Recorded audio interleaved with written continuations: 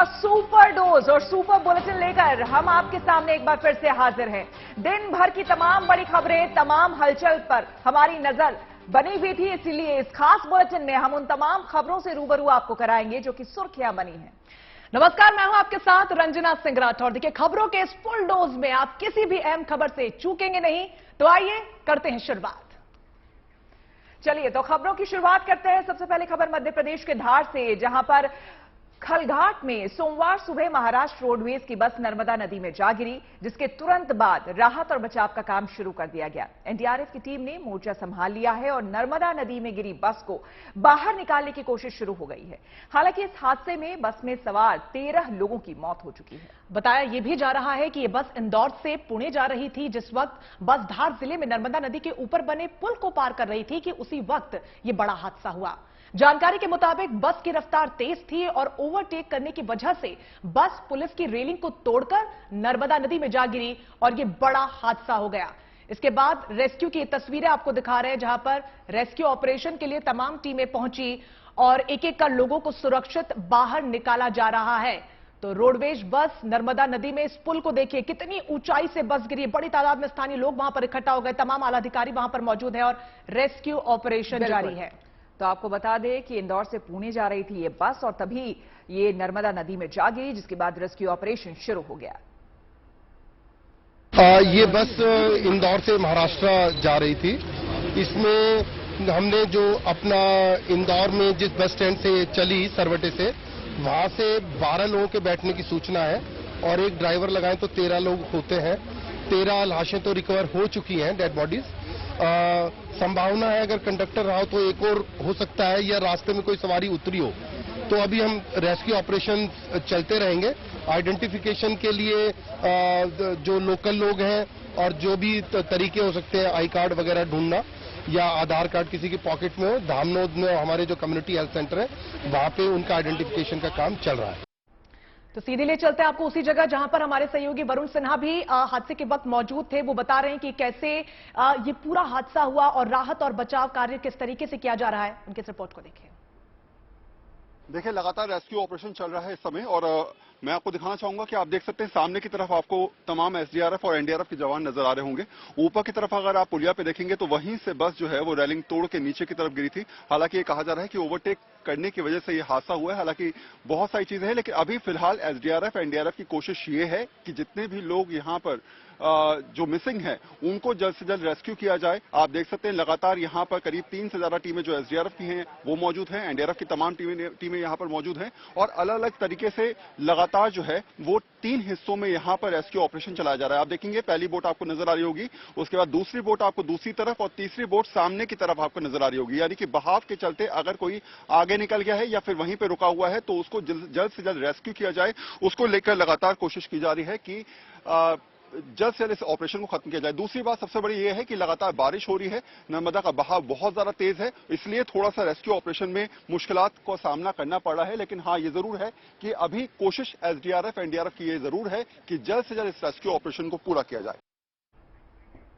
आपको बता दें कि इस भीषण हादसे के बाद मध्य प्रदेश से लेकर महाराष्ट्र और दिल्ली तक एक्शन तेज हो गया है।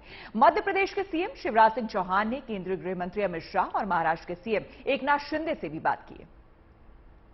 सूचना थी कि बस में 15-16 लोग सवार थे, लेकिन 13 सब निकाले जा चुके हैं और एक संभावना इस बात की है कि इतने ही लोग हों। अभी बचाव कार्य जारी है। मेरी महाराष्ट्र के मुख्यमंत्री जी से चर्चा हुई और उप मुख्यमंत्री जी से भी चर्चा हो रही है। मध्य प्रदेश सरकार हर संभव व्यवस्थाएं करने की कोशिश कर रही है। जो सब मिल गए हैं उनके पार्थिव शरीर को ससम्मान, उनमें से 5 की पहचान हो चुकी है, हम उनके गंतव्य पर भेजेंगे। दुर्घटना की जांच के निर्देश भी मैंने दे दिए हैं। तो देखा आपने, मुख्यमंत्री शिवराज सिंह चौहान ने इस भीषण हादसे के बाद जांच को तेज करने के निर्देश भी दे दिए हैं। तो चलिए आगे बढ़ेंगे, खबरों के सफरनामे को आगे बढ़ाते हुए बात करते हैं बाढ़ और बारिश की, और इन सब के बीच मिशन जिंदगी किस तरीके से जारी है। आपको सीधे ले चलते हैं महाराष्ट्र के गढ़चिरौली, जहां पर बाढ़ ने हालात पूरी तरीके से खराब किए हुए हैं। तस्वीरों में आप देख सकते हैं कि किस प्रकार मंजर वहां पर नजर आ रहा है। जितनी दूर तक नजर जा रही है सिर्फ पानी ही पानी नजर आ रहा है। बिल्कुल, आपको बता दें कि गुजरात में जहां बाढ़ का पानी अब उतरने लगा है, वहीं महाराष्ट्र में बाढ़ की वजह से अभी भी हालात नहीं सुधर रहे हैं। लेकिन बाढ़ के बीच देवदूत बने एनडीआरएफ के जवानों का हौसला और जज्बा बेमिसाल है। कितने भी मुश्किल हालात क्यों ना हो, हर जगह एनडीआरएफ और एसडीआरएफ के जवान देवदूत बनकर लोगों की मदद कर रहे हैं। ये देखिए तस्वीरें, जहां पर लोगों का आमतौर पर पहुंचना मुश्किल है, वहां पर एनडीआरएफ के जवान पहुंच रहे हैं, लोगों को खाना पानी मुहैया करा रहे हैं। हालांकि दूर दूर तक जहां भी नजर जाए आपको पानी ही पानी नजर आएगा, लेकिन परेशानी ये कि पीने की पानी की इन जगहों पर किल्लत होती है। और महाराष्ट्र के बाद राजस्थान का रुख कर लेते हैं, जहां बारिश ने लोगों की मुसीबत को बढ़ा दिया है। तस्वीरें सीकर की आपको हम दिखाते हैं, जहां पर देर रात हुई भारी बारिश की वजह से कई इलाकों में पानी भर गया है। सड़कें तालाब में तब्दील हो गई हैं और पानी लोगों के घरों और दुकानों में घुस गया है। तेज बारिश का असर सिर्फ सीकर शहर में ही नहीं बल्कि बाहरी इलाकों में भी देखने को मिल रहा है, जहां बारिश के बाद पानी ही पानी है। तो वहीं राजस्थान के धौलपुर की बात करें तो 1.5 घंटे तक लगातार झमाझम बारिश यहां पर हुई, सड़कों को पूरी तरीके से तालाब बना दिया। तस्वीरें देखिए, बल्कि आपको बता दें कि शेरनी नदी उफान पर आ गई है लगातार हो रही बारिश की वजह से, और इसकी वजह से कई गांवों में पानी भर गया है और उनका संपर्क जिला मुख्यालयों से कट गया है। क्या कुछ हालात फिलहाल बने हुए हैं, तस्वीरों के जरिए हम आपको दिखा रहे हैं। पूरी तरीके से सड़कें तालाब में तब्दील हो चुकी है, जनजीवन ऑफ ट्रैक होता हुआ नजर आ रहा है, लोगों को खाने पीने के सामान की भारी दिक्कत हो रही है। ऐसे में ट्रैक पर जिंदगी एक बार फिर कब आएगी, उस पर एक बड़ा प्रश्न चिन्ह फिलहाल लगा हुआ है। लेकिन मौसम विभाग ने कहा है कि आने वाले समय में बारिश थोड़ी सी कम होगी तो राहत के आसार आने वाले दिनों में जरूर देखने को मिल सकते हैं। लेकिन फिलहाल जो स्थिति देश भर में बनी हुई है, फिलहाल ये तस्वीरें राजस्थान के धौलपुर से आपको दिखा रहे हैं, जहां पर गांवों से शहरों में पानी घुसता चला जा रहा है। तो राजस्थान में एक तरफ सैलाब का सितम है, तो वहीं दूसरी तरफ मुश्किल हालात में भी एक दूसरे की मदद के लिए लोग आगे आ रहे हैं। फतेहपुर शेखावटी में भी एक ऐसी ही तस्वीर देखने को मिली, जहां पर एक अंडरपास में पानी भर गया था और 20 यात्रियों से भरी हुई एक बस अंडरपास में फंस गई, जिसकी वजह से तमाम यात्रियों की जिंदगी आफत में मंडराने लगी। बिल्कुल, आपको बता दें, लेकिन ऐसे मुश्किल हालात में आसपास के लोग आगे आए। पहले तो किसी तरह से बस को बाहर निकालने का इंतजाम किया गया, फिर बड़ी मशक्कत के बाद लगभग 1.5 घंटे की मेहनत रंग लाई और 20 लोगों की जिंदगी किसी तरह से बचाई जा सकी। देखिए इन तस्वीरों में किस तरह से इस बस को निकाला गया, 1.5 घंटे की मेहनत लगी। लेकिन ये वाकई बहुत बड़ी बात है रंजना। अक्सर हम देखते हैं कि देखिए इससे पहले कि एनडीआरएफ, एसडीआरएफ या इस तरह या लोकल एडमिनिस्ट्रेशन सामने आए, जो आसपास के लोग हैं ना, वो भी बहुत बड़ी मदद आपके लिए हो सकते हैं, क्योंकि इमीडिएटली वही आते हैं। आप बिल्कुल श्वेता, और बहुत ज्यादा जरूरी भी है, क्योंकि एक लंबे समय से जो भी मुश्किल परिस्थितियां हमारे देश में होती है, खासतौर पर प्राकृतिक आपदाओं की वजह से एनडीआरएफ, एसडीआरएफ तमाम टीमें रेस्क्यू ऑपरेशन में जुटती हैं और एक मिसाल कायम करती हैं हम समाजवासियों के लिए, देशवासियों के लिए। और उसी के बान के यहां पर यह तस्वीर जो फतेहपुर से इस वक्त आपको दिखा रहे कि किस तरीके से स्थानीय लोगों ने स्थानीय लोगों की मदद यहां पर की। बिल्कुल, चलिए अब हम रुक करते हैं अगली खबर का और अब बात कर लेते हैं सावन की। आज सावन के पावन महीने की शुरुआत हो गई है, सोमवार का दिन है। ऐसे में भगवान शिव के जलाभिषेक के लिए भक्त मंदिरों में उमड़े। क्या काशी विश्वनाथ और क्या महाकाल का धाम, हर जगह भक्ति के रंग में रंगे लोग नजर आए। बाबा की एक झलक के लिए शिव भक्तों का तांता देश के तमाम तीर्थ स्थलों पर उमड़ा हुआ था। हम आपको भक्ति की ये बड़ी तस्वीर इस वक्त दिखा रहे हैं। तस्वीरों में आप देख सकते हैं कि कैसे शिव के धाम भक्तों से पटे हुए हैं। शिव के धाम बाबा के जय जयकारों से गूंज रहे हैं। खास बात तो यह है कि इस बार के सावन में पड़ने वाले सोमवार पर एक शुभ संयोग भी बन रहा है। भक्तों को विश्वास है कि सावन के पहले सोमवार पर भोले शंकर की आराधना उनके जीवन में सुख और समृद्धि का वरदान साबित होती है। और यही वजह है कि श्वेता सुबह से ही फिर चाहे बारिश हो, गर्मी हो, तमाम इलाकों से तस्वीरें सामने आ रही हैं। लोग सुबह से ही पहुंच रहे हैं, लंबी कतारें मंदिरों के बाहर देखने को मिल रही हैं। बिल्कुल,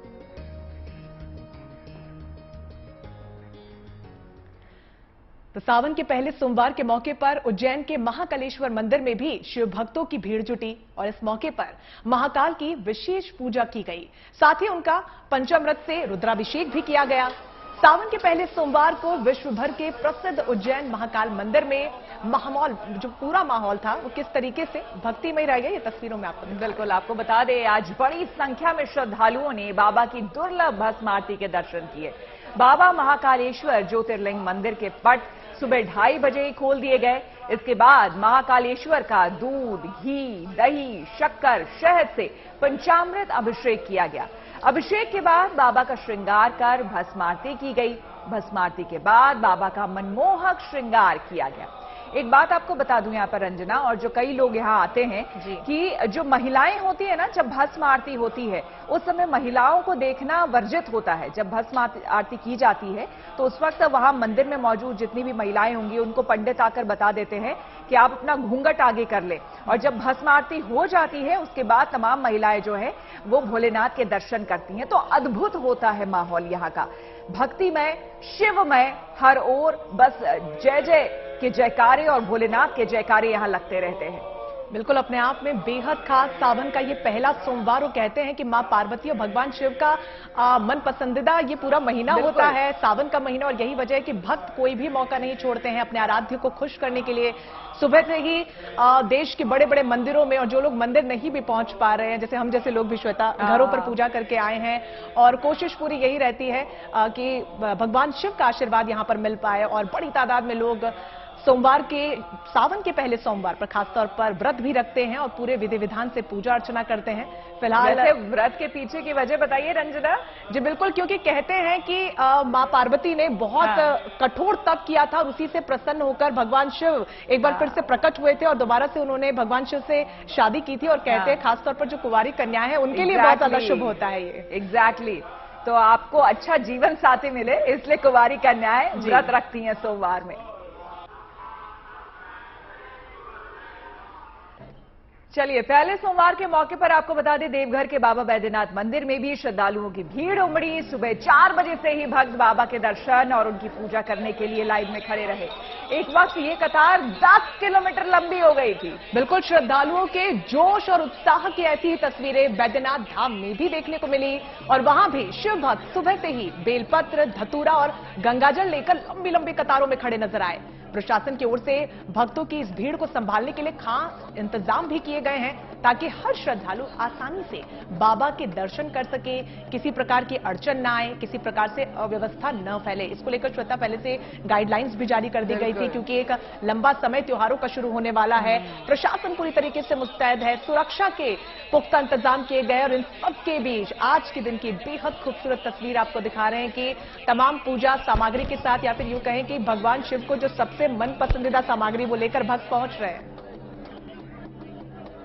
2 साल का जो कष्टमय जीवन था उससे निवृत्ति हो गई, उस खुशहाली में भी कि महादेव ने पृथ्वी पर रख दिया। जो हाहाकार और प्रलय मचा था कोरोना का, उस कोरोना का प्रलय से मुक्ति मिलने के बाद आम भक्तों में अपराध श्रद्धा, उत्साह और स्नेह महादेव की प्रति है। तो सावन के पहले सोमवार पर बाबा गरीबनाथ की नगरी मुजफ्फरपुर में भी आस्था का सैलाब उमड़ा। 2 साल बाद बाबा गरीबनाथ की नगरी मुजफ्फरपुर में फिर से आस्था, उमंग और भक्ति का अद्भुत संगम देखने को मिला। यहां सावन के पहले सोमवार को जलाभिषेक करने के लिए रविवार की देर रात से कांवरियों रेला लगने लगा था। बोल बम और हर हर महादेव के जयघोष से समूचा वातावरण शिवमय हो गया। बिल्कुल, आपको बता दें कि अयोध्या में भी कांवड़ यात्रा और सावन झूला मेले को देखते हुए सुरक्षा के खास इंतजाम किए गए हैं। यहां पुलिस और सीआरपीएफ की टीम ने मिलकर एक रूट मार्च किया और सुरक्षा सुनिश्चित की। श्रद्धालुओं की भीड़ को देखते हुए यहां न सिर्फ पुलिस बल की टीम लगाई गई है, बल्कि सेवा दल के लोग भी जलाभिषेक में श्रद्धालुओं की मदद के लिए जुटे दिखे।